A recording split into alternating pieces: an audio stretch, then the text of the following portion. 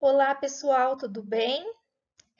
Hoje nós vamos para mais uma aula de sistema humano, que é o sistema imunitário, ou também chamado de imunológico.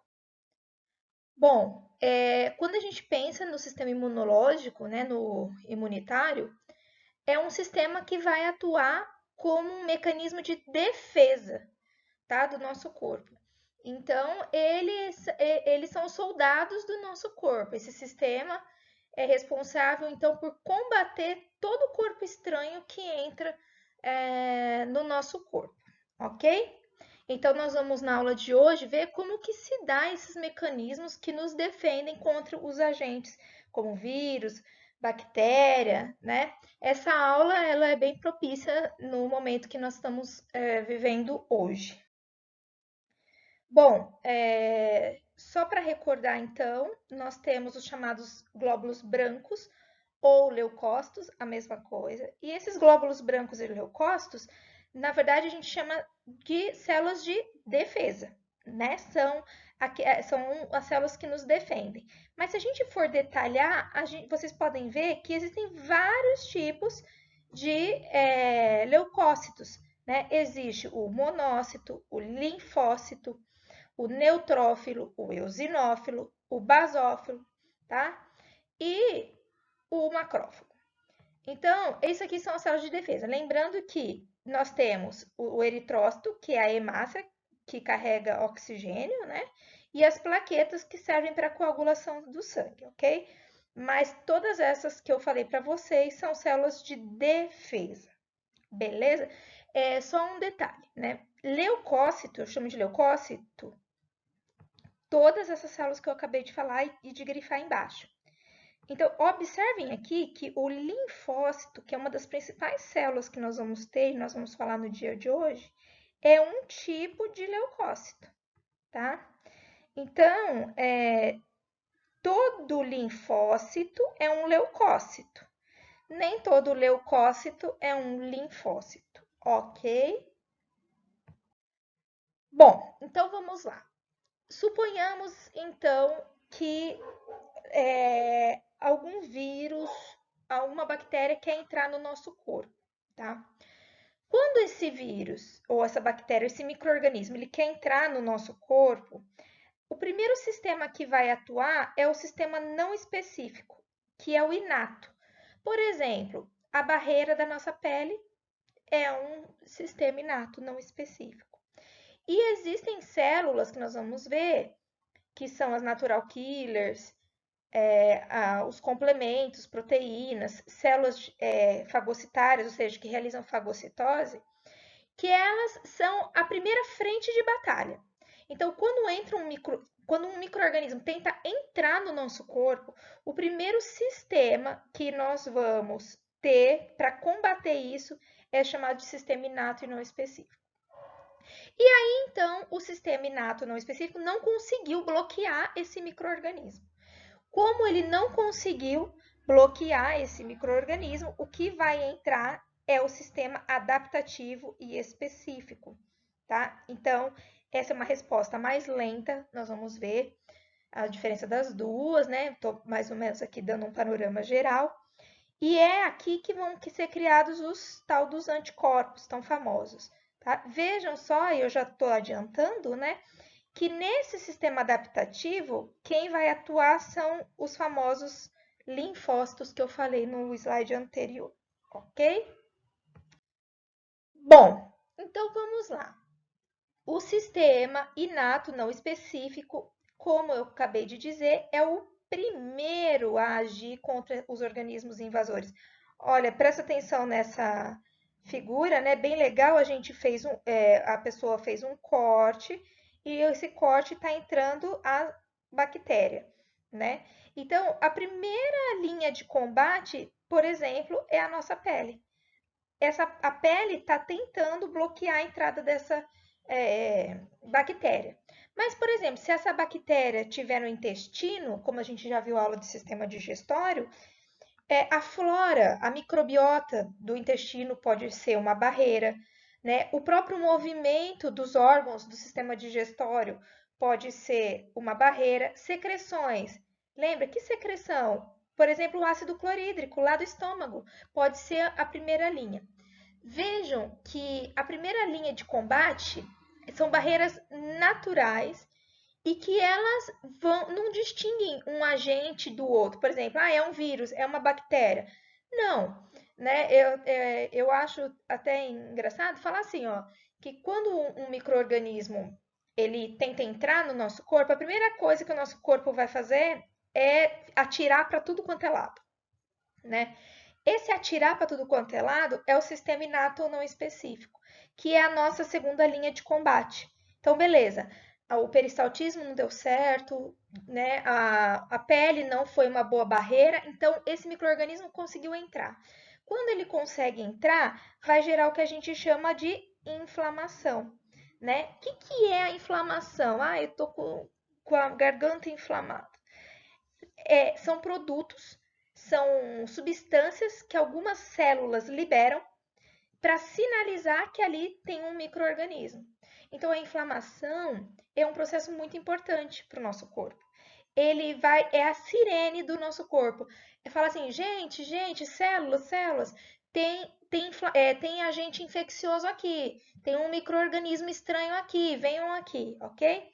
Quem atua nessa inflamação são as células que realizam fagocitose, nós vamos ver, né? Produção de substâncias contra esses micro-organismos e, por exemplo, altas temperaturas, que é uma das. Quando você tem uma inflamação, você fica com aquele ambiente mais quente, né? Lembrando que essa segunda linha de combate, como eu falei para vocês, matam indiscriminadamente qualquer agente infeccioso, tá? Isso a gente não vai ver no sistema adaptativo, tá? Que ele é bem específico para cada microorganismo. Bom, no sistema inato vão atuar então três principais células: neutrófilos, eosinófilos. Ops, nossa, perdão aí, gente. Deixa eu apagar aqui que a coordenação passou longe. Aí, os eosinófilos e os macrófagos, tá? Eu queria fazer uma pequena revisão, que é o tal da fagocitose, né? O que é fagocitar? Fagocitar é você englobar partículas, né? Então, por exemplo, os macrófagos vão fagocitar, né? Então, eles vão englobar com seus falsos pés, com os pseudópodes, né? Com o movimento ameboide dele, ele vai englobar, por exemplo, uma bactéria e para tentar matá-la, ok? Observem que os neutrófilos e os eosinófilos têm esses grânulos. Lembra que eu falei para vocês dos grânulos? Esses grânulos é o que é a sirene. Eles vão liberar esses grânulos e esses grânulos vão avisar outras células de que há uma inflamação naquele tecido, ok? Bom, beleza. Então, a barreira natural não deu, essas células não específicas não conseguiram conter a invasão, né, a entrada do microorganismo. Então, agora, a terceira linha de combate é o famoso sistema adaptativo ou específico. Eu já falei para vocês que é uma resposta mais lenta, mas ela é certeira, ela é específica, tá? E uma coisa muito importante, ela vai criar células de memória. Sabe aquela pessoa rancorosa que nunca esquece o que fizeram com ela? Tipo, é isso, tá? Uma vez que foi acionado o sistema adaptativo, o nosso corpo vai criar células de memória contra aquele organismo, tá bom? Então, constitui a terceira e última linha de combate. Só nesse sistema adaptativo é que vai se produzir anticorpos, ok? E como eu também já tinha adiantado, quando eu falo de sistema adaptativo, eu estou falando dos linfócitos. E os linfócitos podem ser divididos em linfócito B e linfócito T, ok? Então, nós vamos ver a diferença aqui, ó, linfócito B e linfócito T. Bom, antes de mais nada, a gente precisa entender por que esse sistema adaptativo ele é específico. Específico, específico porque ele tem um conceito que a gente chama de chave fechadura, tá? O que que acontece? Na fechadura da sua casa, cabe qualquer chave? Não. É uma chave específica. Esse é o mesmo conceito do sistema adaptativo. Para cada vírus vai ser produzida, que seria o antígeno, o corpo estranho, né? Para cada fechadura, que seria o vírus, vai ser produzido um anticorpo, que é a chave, tá? O vírus da gripe. O vírus desse ano vai ser diferente do vírus do outro ano. Então, vai ter que ser criadas células de memória diferentes. A célula de memória do vírus da gripe desse ano não vai servir para o vírus do ano que vem, porque vai ser um vírus diferente, tá? E eu queria que vocês lembrassem para o resto da vida, em mais 6 meses, o que é um antígeno e o que é um anticorpo. O antígeno é o corpo estranho. Então, é o vírus, a bactéria, um fungo, um verme, tá? Então, o antígeno é a fechadura. E para cada fechadura vai ser criada uma chave, que é o anticorpo. E o anticorpo é uma proteína, tá? Essa proteína é chamada de imunoglobulina. Então, toda vez que vocês ouvirem falar de imunoglobulina, lembre de duas coisas. Ela é uma proteína e é um anticorpo. E o anticorpo vai combater o corpo. O que é o corpo? O vírus, a bactéria, o fungo, o verme, que é chamado de antígeno. Bom, como eu falei, então, esse sistema adaptativo, ele tem dois glóbulos brancos principais, que é o linfócito P e o linfócito T. O linfócito B, ele não precisa passar pelo timo para se tornar maduro, funcional. Lembra do timo, que é um órgão do sistema linfático, que ele fica sobre o externo, aqui no nosso peito, ok? Qual que é a grande função do linfócito B? O linfócito B tem duas funções: produzir anticorpo, que é a imunoglobulina, e produzir as células de memória. Então, o que eu preciso saber, Ana, de linfócito B? Linfócito B produz anticorpos e produz células de memória, tá? Olha só, aqui nós temos o linfócito B. O linfócito B, ele entrou em contato, sei lá, com o vírus, com o coronavírus, ok?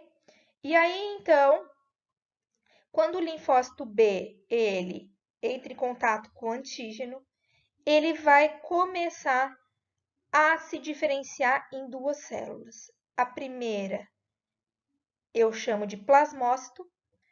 Esse plasmócito, a função dele é produzir anticorpo, tá? E, por outro lado, existe uma parte do linfócito B que vai se diferenciar em célula de memória. Ou seja, ela vai lembrar para o resto da vida e mais muitos meses que esse antígeno um dia já entrou em contato com você. Se você entrar em contato novamente com esse antígeno, muitas vezes você não vai nem perceber, porque a sua célula de memória já vai desencadear a produção de anticorpos e você nem vai saber que você pegou de novo esse vírus ou essa bactéria. Bom, então aqui, mais uma vez, desenhinhos, lembrando que para cada vírus, para cada bactéria é produzido um anticorpo diferente. O anticorpo, ele tem essa representação em Y, tá bom? E o que muda dos anticorpos, da imunoglobulina, é essa extremidade aqui, tá? É fascinante estudar as imunoglobulinas. Quem for aí da área de biológicas, quando começar a estudar imuno, tenho certeza que vai se apaixonar. Observem aqui esses amarelinhos aqui embaixo, né? Que são os antígenos, por exemplo, o vírus, a bactéria. E estão vendo que a superfície deles são diferentes. Então, o que isso significa? Que para cada vírus, para cada bactéria, vai ser produzida uma imunoglobulina diferente, tá bom? que é o que eles estão tentando, nós vamos falar mais para frente, eles estão tentando selecionar esses receptores do coronavírus para começar a produzir a vacina. Enfim, então lembrando que o linfócito B vai produzir anticorpos e esses anticorpos vão agir e matar o antígeno, que é a bactéria ou vírus, fungo. Bom, o linfócito T, a primeira diferença em relação ao B é porque ele tem que passar pelo timo para se tornar funcional, para sofrer maturação. E a segunda grande diferença é que eles não vão produzir anticorpos. Quem produz anticorpos é só o B, desculpa, tá bom? O T não produz anticorpos. Por sua vez, o linfócito T pode ser de dois tipos, o CD8 e o CD4, tá? O linfócito T CD8, que são citotóxicos, são chamados de killers, tá? Killers, né, do inglês, que é matador, ok?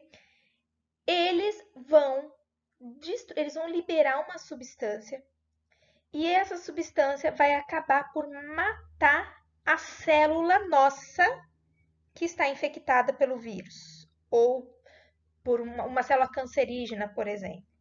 Então, olha só, os T citotóxico, eles vão destruir as células do nosso corpo que estão infectadas. Então, ele não mata somente o agente infeccioso, ele mata a nossa célula que está infectada. Tá? O linfócito TCD8 é muito importante porque ele é capaz de reconhecer células cancerígenas e destruí-las, ok? E uma outra coisa importante do CD8 é porque ela é a principal célula responsável pela rejeição dos órgãos de pessoas que são transplantadas. Então, o que acontece? Quando uma pessoa é transplantada, ela toma um medicamento para não produzir esses linfócitos.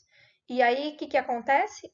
Não produzindo esses linfócitos, a pessoa fica debilitada imunologicamente, porque ela não está produzindo células de defesa, ok? Bom, e o linfócito T CD4, não sei se vocês lembram, né, que é o linfócito, por exemplo, que é atacado no vírus do HIV, da AIDS, né? Então, esse linfócito TCD4, eles têm, ó, desculpa aqui, ó, que eu errei, estimulam, né? Tem duas grandes funções: estimular outros linfócitos T, amigos dele, e estimular os linfócitos B. Então, vamos aqui para nossa figura para a gente entender. Nós temos o antígeno, suponhamos que é o vírus ou a bactéria. Existe uma célula que a gente chama célula apresentadora de antígeno. O que é isso? É uma célula de defesa que fala assim: gente, tem um vírus aqui. Então, ela apresenta o vírus para o nosso sistema imune, tá? E aí, o que acontece? O linfócito TCD4, ele reconhece, fala, putz, tem um vírus mesmo. E aí ele vai avisar o linfócito B. Fala assim, ó, produz anticorpos, porque nós estamos com um vírus dentro da gente. Por sua vez, o linfócito TCD4, ele também pode atuar para chamar os macrófagos, né, que fagocitam substâncias estranhas, ou seja, que englobam substâncias estranhas. E o linfócito TCD4 também pode estimular outros linfócitos T, que são os CD8. Então, olha como é importante o linfócito TCD4. Imagina que o vírus HIV destrói essa célula TCD4. Quando o vírus HIV destrói essa célula TCD4, todo o processo de defesa do nosso corpo é comprometido. Por isso que uma pessoa com AIDS geralmente morre de uma gripe, porque não vai ter sistema de defesa que vai atuar contra aquela gripe. Lembrando, uma pessoa que não está tomando coquetel, não está em tratamento, ok? Bom, e aqui é mais uma fotinho depois para vocês estudarem. Por fim, então, a imunidade, ela pode ser inata, que é a primeira linha, né, de combate, que vão ser as células de defesa que vão produzir aquelas substâncias, aqueles grânulos, né? e os macrófagos. E a adaptativa envolve os linfócitos, que pode ser linfócito B e linfócito T. E aqui é um resuminho da imunidade inata e da imunidade adquirida. Lembrando que só na adquirida produz anticorpos. Bom, nós temos dois tipos de imunização. A gente tem a imunização ativa e a imunização passiva, tá? O que é imunização ativa? A imunização ativa é quando o próprio organismo, o próprio ser humano é estimulado a produzir os anticorpos.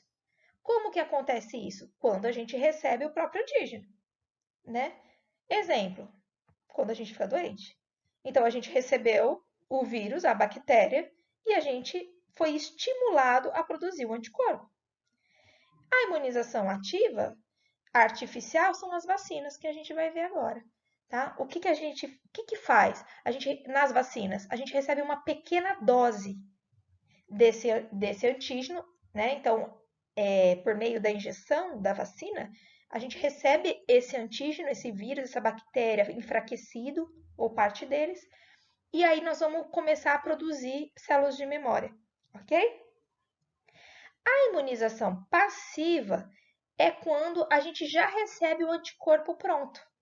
Alguém produziu o anticorpo e a gente está recebendo o anticorpo pronto. Então, a gente não produziu o anticorpo, a gente recebeu.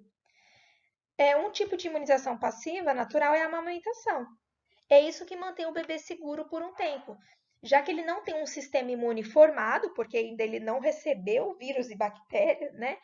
Como que o bebê fica protegido? Pelos anticorpos que a mãe doa para ele na amamentação. Por isso que a amamentação é muito importante, tá? E a imunização passiva é o tal do soro, né? Por exemplo, o soro antiofídico de cobra. É muito comum no vestibular perguntar a diferença de vacina e soro, tá? Qual que é a grande diferença e a grande sacada da imunização ativa para passiva? Na passiva, como a gente recebe o anticorpo, a gente não entrou em contato com o antígeno, com o vírus e com a bactéria, a gente não cria células de memória. Então, se você foi picado por uma cobra e tomou soro, você só está liberando no teu organismo o anticorpo para matar, para inocular, né, para conter o veneno da cobra. Mas daqui um mês, se você for picado pela cobra, você não vai ter célula de memória, você vai ter que tomar o soro de novo, tá?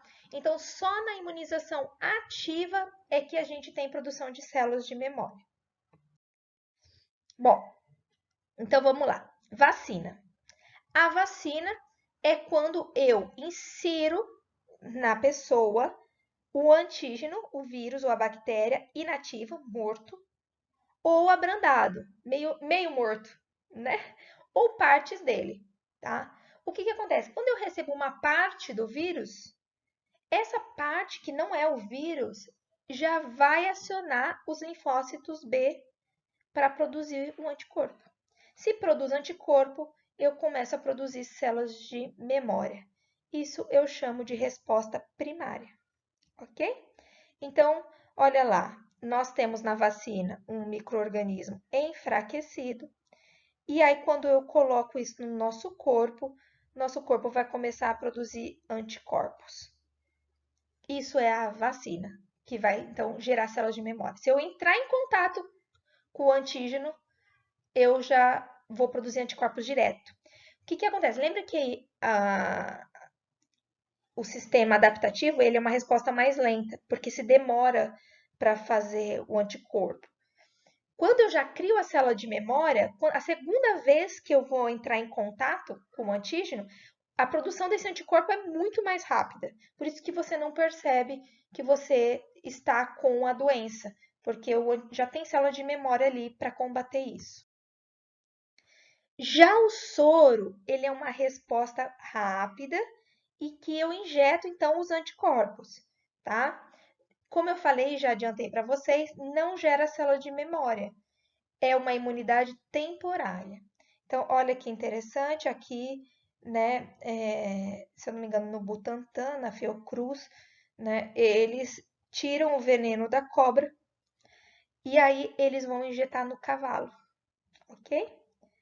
Então, eles pegam o veneno da cobra, obviamente com doses pequenas, injetam no cavalo. O cavalo vai começar a produzir anticorpo. Então, aqui, esse cavalo já produziu células de memória. Aí, a gente extrai o sangue do cavalo e do sangue do cavalo a gente extrai o anticorpo contra o veneno e vende. Então, quando a pessoa for picada pela cobra, nós vamos receber esse anticorpo que foi produzido pelo cavalo. Essa é a diferença do soro para a vacina. Então, vacina, imunização ativa, soro, imunização passiva, ok? E aqui, mais uma vez, depois, para vocês entenderem, mais uma vez, a diferença de vacina para soro. Bom, e aqui é um gráfico que é muito comum em vestibular. Eu coloquei até uma, acho que se eu não me engano, eu coloquei uma questão da FUVEST. A única diferença é que tem essa primeira curva, que é a resposta primária, que vejam que é uma resposta mais lenta, tempo em dias, né? Então, o que acontece? Eu recebi o antígeno, ó, primeira inoculação do antígeno, né?